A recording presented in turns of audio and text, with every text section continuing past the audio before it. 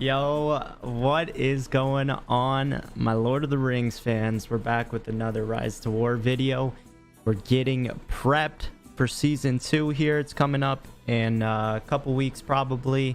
They don't have a specific date on it, but it's coming soon. A lot of the seasons are coming to an end here, and I thought I'd bring an in-depth video, an ultimate guide for those who are getting ready for season 2, want to get off the bat with some good progress. I've made a list of things that I think are going to help you start the season right and be able to get that in game early, be ahead of the curve. So let's get right into it. First things first, we got to talk about the commanders, who you're going to want to be focusing on at the start of the season, what's important to you, and what you want to do. So I'm going to be looking over some of my commanders and talking about some of the guys that I'm probably going to want to start the season with, guys that I want to level up, guys that I've liked in the first season, who I think maybe I neglected, and I want to focus more on the second season. I've been able to get a lot of commanders high level towards the end of this season. I have a ton of commanders, as you can see, and I've been wondering which guys am I going to focus on next season. I have so many commanders right now, it's not going to be possible for me to focus on every single one of them. So I have to decide and pick and choose which guys I want to focus on more. And I think that's going to be important in the new season, is not focusing on every single one of these guys, but focusing more on like a squad 4 or 5 that are going to be really strong. And some of the commanders that I think you should focus on are going to be some of the healing or attacking commanders. So some of the best healing commanders are going to be Gandalf, and Arwen is also an amazing commander. I don't have access to Arwen, but I hear that she's amazing. I ended up getting Legolas over Arwen, but if you do have Arwen, she's another amazing healing commander. And these are going to be nice early game because you're going to be losing less troops, and they're going to be able to take some higher tier tiles by losing less troops. So I think the healing commanders should probably be your number one if you have Gandalf or Arwen. Definitely work on them first. And then as well as some of the attacking commanders. My favorite attacking commanders right now are Aragorn and Legolas. Absolute beasts if you have access to them. These are tier 2 commanders, so everybody might not have them, but if you do have these guys, these are some absolute monsters. I only have my Legolas to respect 3, but this is the setup I would run on your Legolas. You can get insane damage, like 200k damage in a battle is not even crazy for this man Legolas. So absolutely insane. I think the commanders you focus at the beginning are going to be important. Some of my favorite commanders are these top guys that I have leveled up: Gandalf, Aragorn. Theoden is really nice because he has the leader trait. So if you have access to horse units, if you're Rohan, Gondor, even dwarves or something like that, then Theoden's going to be beast because he has the leader stats. So even though my guy's a level 47, he can actually have an army of level 52 commander, which isn't even possible. He's got that +5, which goes a long way in helping your commander. So I think the strat is going to be to not spread yourself too thin. I feel like I did that this season, trying to level up everybody, get everybody over 30, get everybody over 40. I think for the next season, I'm going to be focusing on like 3, 4, maybe 5 guys, but I don't want to spread too thin again, and just work on getting those guys very, very strong, taking those higher tier tiles so I can start mock battling for the other people I want. So one thing you can do for your commanders, which I hadn't really been utilizing at the start of the first season, which I will be more in season 2, is the commander gift exchange, for trying to get respect for commanders that you want. So to find this, you go into the Matham and then exchange, and then it is the second tab here.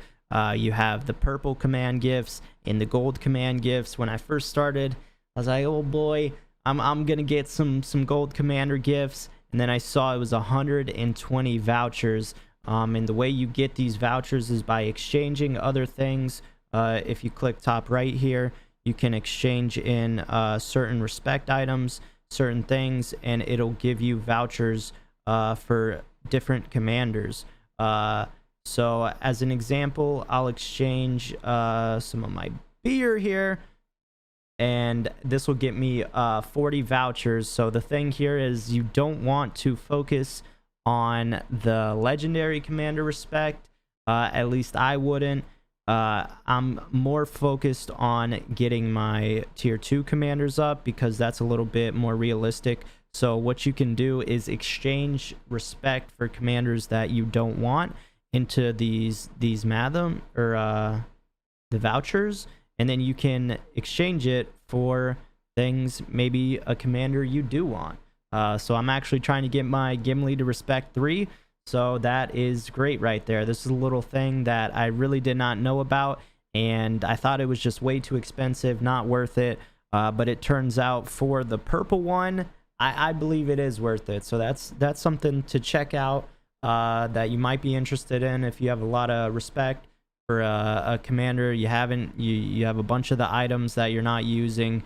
Go ahead and trade them in, and you can potentially get respect for other commanders that you might use. The next thing I wanted to be talking about is some of the things that you're going to be building within your settlement. I've touched on it in previous videos, but again, for season 2, it's going to be really important for anybody who hasn't seen it or maybe doesn't really know about it. By this point, I have my every single thing built. It's kind of crazy, but we literally have everything built. And thinking back now, there were some things that I probably would have prioritized early before I got everything maxed out. And some of the main things are going to be your market and your military academy. The market helps for trading in resources and stuff like that, and I'm going to go over the market again here in a second. But the main thing I think you're going to want to be focusing on early, once you get access to it, is your military academy. This increases your command stat. As you can see right there, I'm plus 25 right now, and that is just a direct bonus to your armies. For every command stat, that's another +1, another command of troops that you can use. So the command stat was or the military academy was something I was sleeping on early, which I will no longer do for season 2. I'm going to be prioritizing this out the gate, mainly because it just helps you have bigger armies, and bigger armies helps you take more tiles. Having more troops is massive.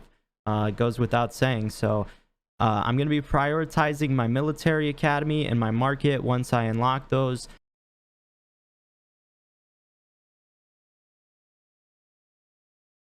And another thing is going to be focusing on the troops that you want to be building early. There were certain troops that I was going along and I ended up not really using. So depending on what type of tiles you're going to be taking, you're going to want to prioritize building the troops that you're going to be used. For example, I was in Gondor this season, and we ended up having a full-out war with Mordor early on. And one troop that was absolutely amazing versus Mordor, versus all the trolls and stuff like that, were the axe throwers, the master throwers, which are effective against melee and large enemies. And you can get this all the way up to 50% if you upgrade it. So plus 50% damage against large enemies is going to be huge. So one thing I'm going to be doing season 2 is focusing more specific troops that I know are going to be effective against the things that I'm fighting.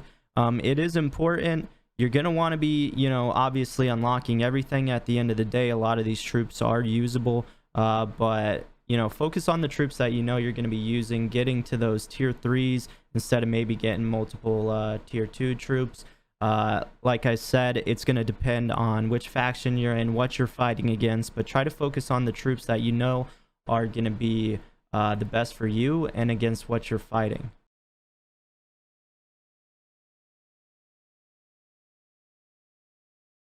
Another big thing real quick I would say about the troops when you're building them is to not really upgrade your tier 1 guys. I ended up wasting a lot of money doing this on my tier 1s, tier 2s.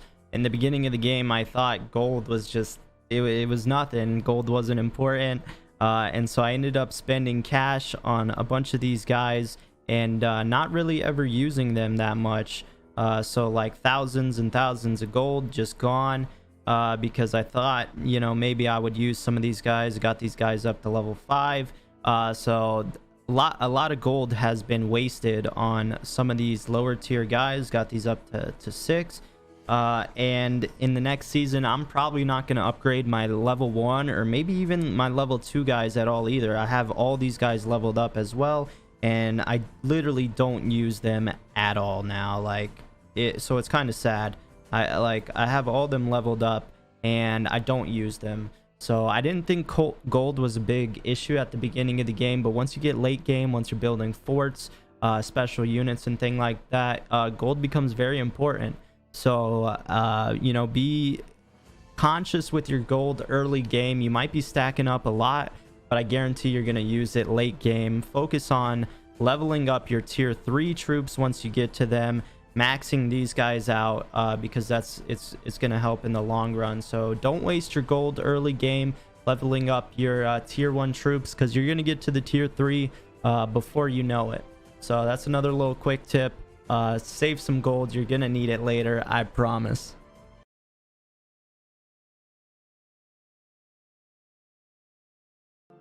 So in regards to the market, I've touched on it before, but for anybody who doesn't know how incredible the market can be, you guys need to be utilizing it for season 2.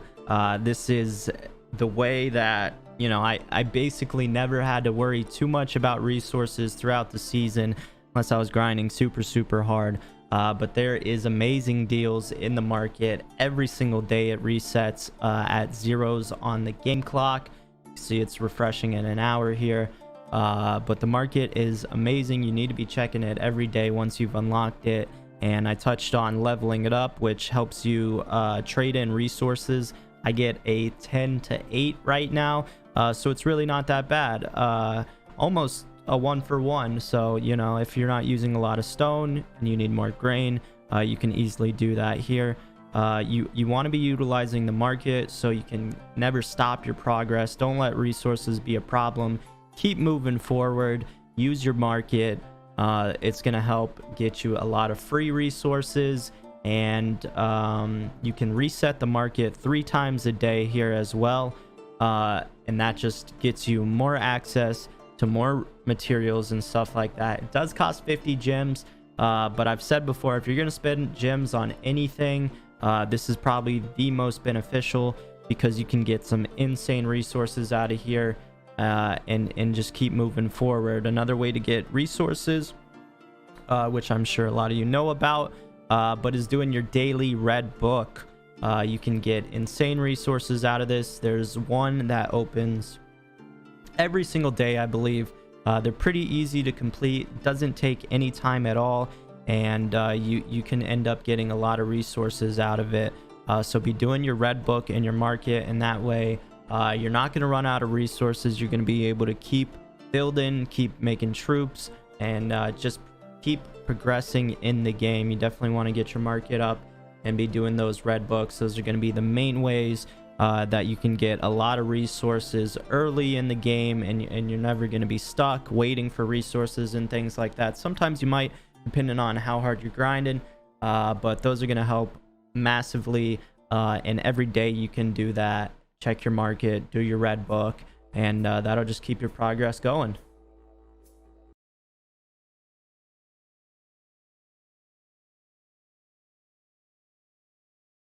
So now I want to get into some of the more advanced things, some of the things that are less known. People have caught on to it now. I didn't know it when I made my last advanced guide, and it's probably one of the most important things that I've learned, and it's going to be the ring ability, and specifically control points. So when the new season starts, you know, everything's going to be blank. I have nearly everything maxed at this point, ring level 180. So next season it's all going to be gone, and we're going to have to start again, which is fine. But some of the things that I'm going to be focusing on are going to be the stamina and control points. So I guess there is some type of hidden boost for these control points, which it doesn't say. It just says it maxes your ability points. But one crazy thing about control points is whenever you upgrade it, it actually decreases the time here on how fast you get a control point, which is crazy. Control points can be used for mock battling, gathering, and the long march, which I never really use.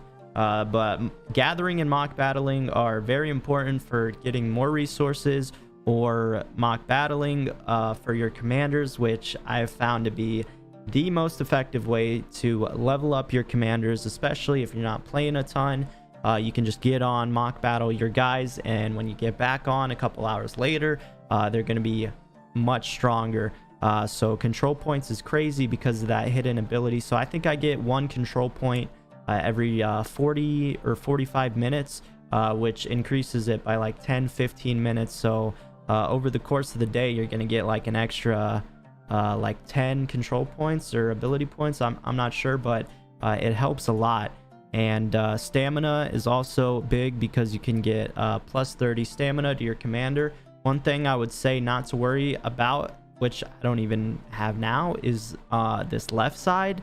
You do get bonuses to resources, but like I said, if you're going to be doing your market and you're going to be doing your red books, resources hopefully aren't going to be too much of an issue. Just be taking those tiles of resources you need.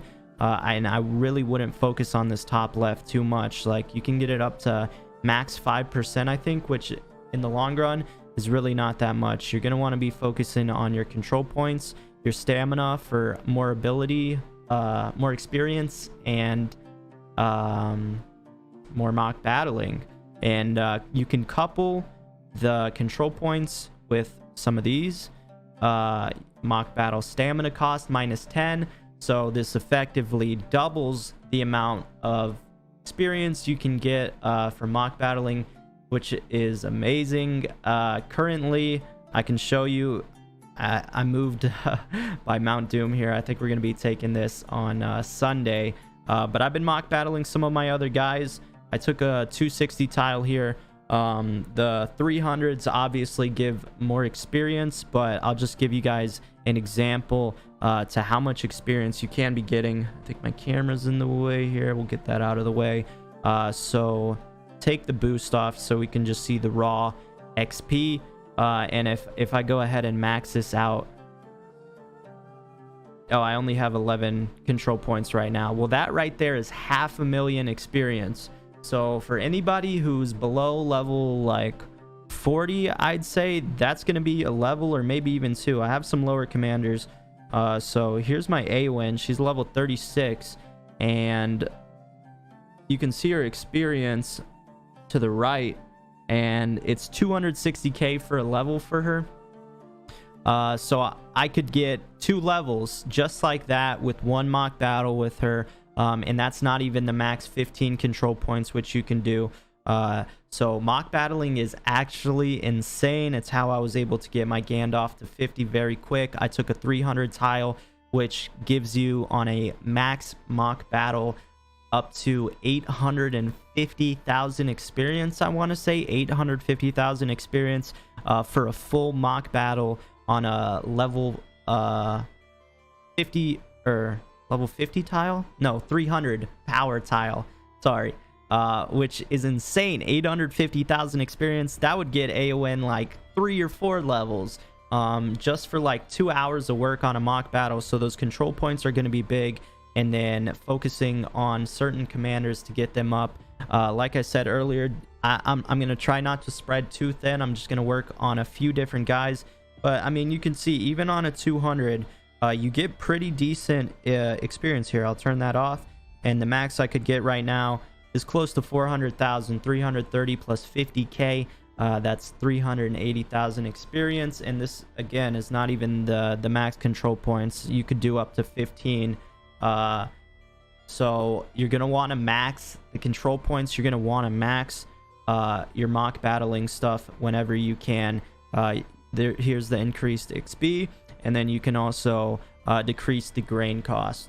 So that's going to be extremely important. as well as getting your commander XP. So when the season starts, I'm definitely going to focus on getting my stamina and control first, and then I'm going to start mock battling all my top guys. Whenever I have stam on them, I'm going to try to get them up. While I train other guys, I'm going to be mock battling my top guys. I'm going to have the XP boost, and I'm going to have the stamina cost, which I think is the most important here, because that's going to double the amount of mock battling your characters can do. So the ring abilities are important. This was one thing I didn't know about for about half of the last season, and now that I know about it, it's so important, and it's going to help you get those commanders up in no time. Like I said, I got my Gandalf to 50, and I think this was about like 2 or 3 days of mock battling my Gandalf on a 300 tile. So it really didn't take that long, and I was able to max him out super quick. I was mind blown by the amount of experience I was getting. You need to be mock battling, get those control points up, and your commanders are going to be flying through the levels. It's amazing. You need to be doing it for season 2.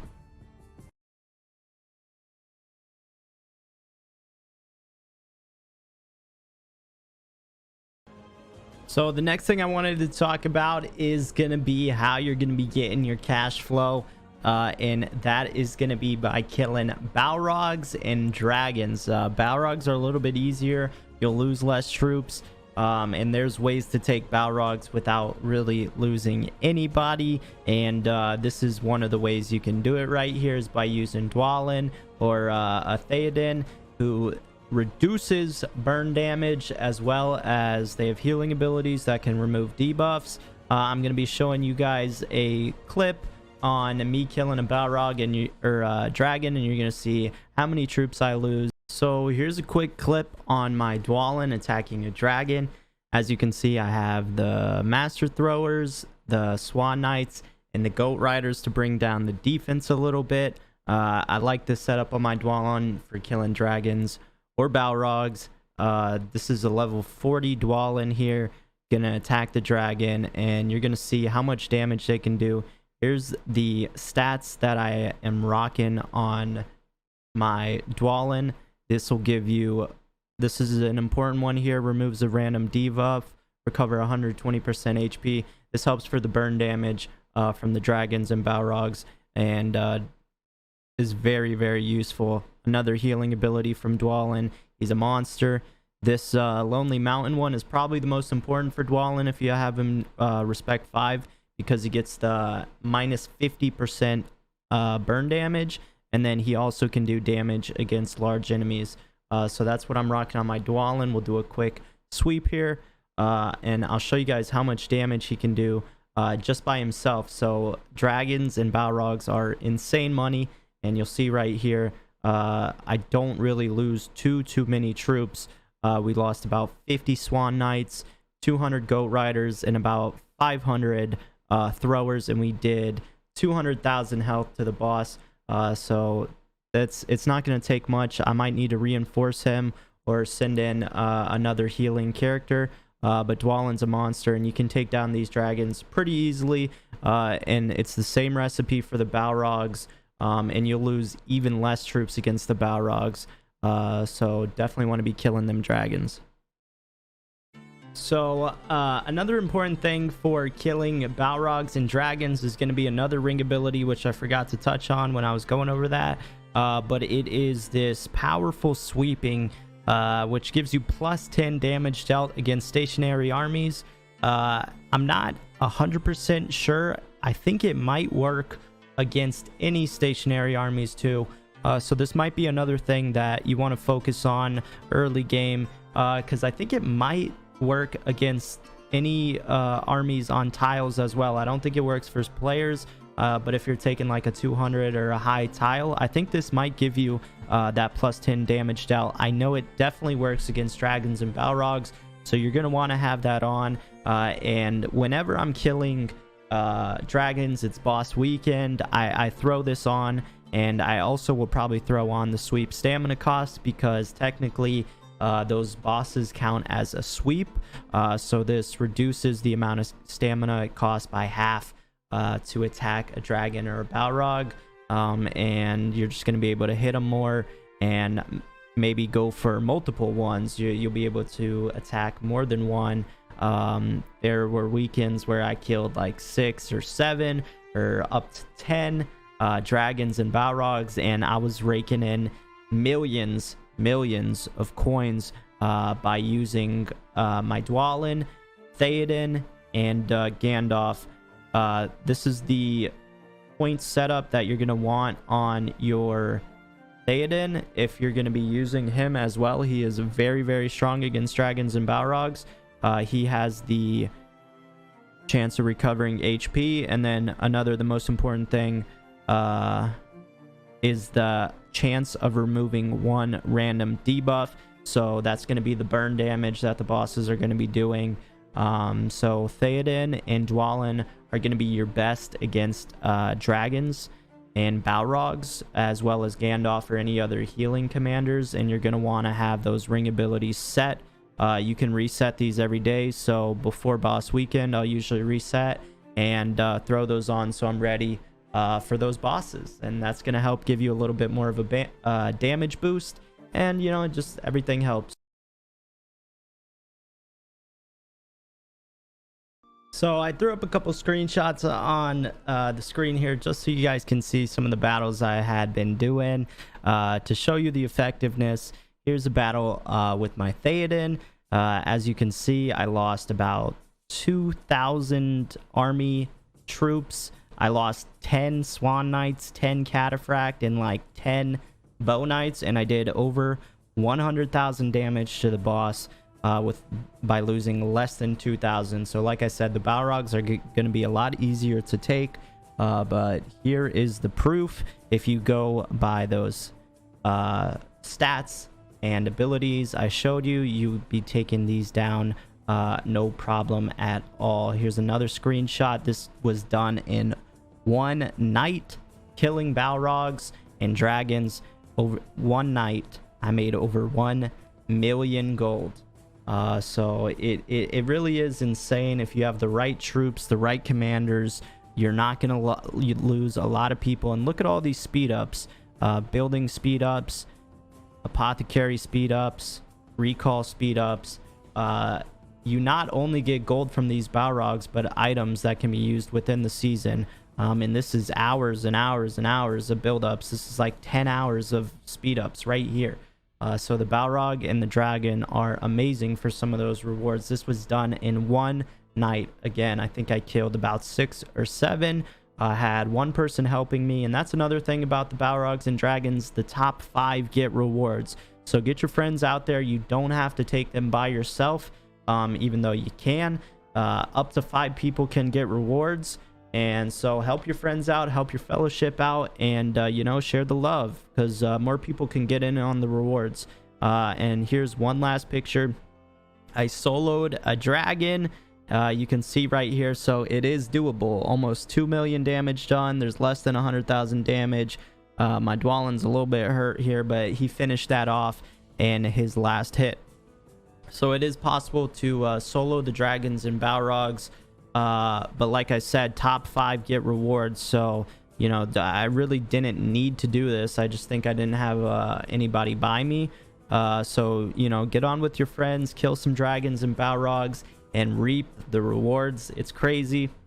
Not very hard to do if you have the right setups. And, you know, the gold is going to be very important for upgrading those tier 3 troops. And trust me, once you start killing dragons and balrogs, you're gonna have your fill. All right, so get out there and keep slaying. Boss weekend, baby.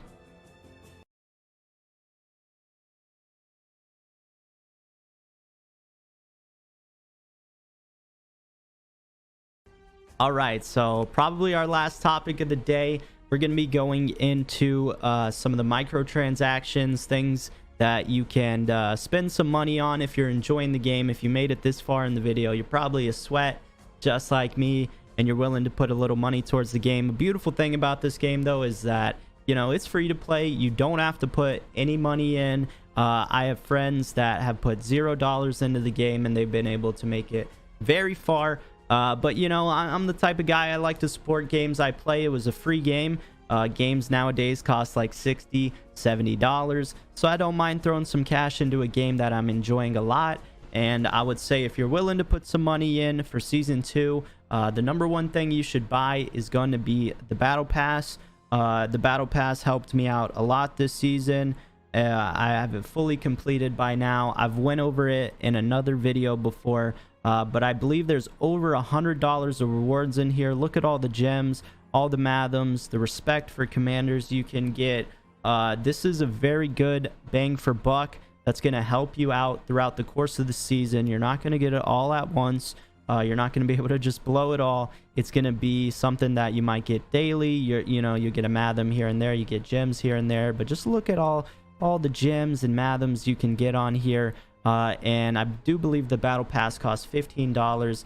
I would say it's worth it if you're playing this game a lot and you have the money. It's going to help you be able to open up some treasures, maybe pull some commanders, and progress a little bit faster. Like I said, this game isn't super pay to win, but it does help to throw a little bit of money if you're enjoying it, of course.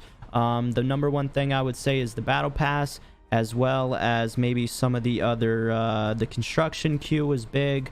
$5, and you basically, for the whole season, you get an extra construction queue, and that's gonna help a lot if you're building a lot of things. Another thing are some of the periodic benefits. I think this one was like $2, and it gets you like over 2,000 gems. And I don't remember what this one was. It might have been like $10, and that's going to give me an extra 30 mathams over a month's time. So that's like $12 right there, along with the $15 for the battle pass. And then I think we're up to another 5, so maybe $30 that you could spend right there. I wouldn't recommend spending like too much more. But like I said, you know, for a new video game today, it's like $60-$70. If you're enjoying this game, I would recommend buying some of those things. It's going to give you a little bit of an edge, and you know, maybe you'll pull some cool things and have a little bit more fun. You definitely don't have to spend money on this game, but it does help a little bit. It makes it a little bit more fun. Just make sure you're being responsible out there, not buying too many things. Let's open a pack and see if I can get anything. Oh my gosh. Oh, well, nothing crazy. Respect for Army of the Dead King. I'll take it. But yeah, so you definitely don't have to be spending money on this game. It's not super pay to win, but it's fun. And, you know, I enjoy supporting games that I'm playing.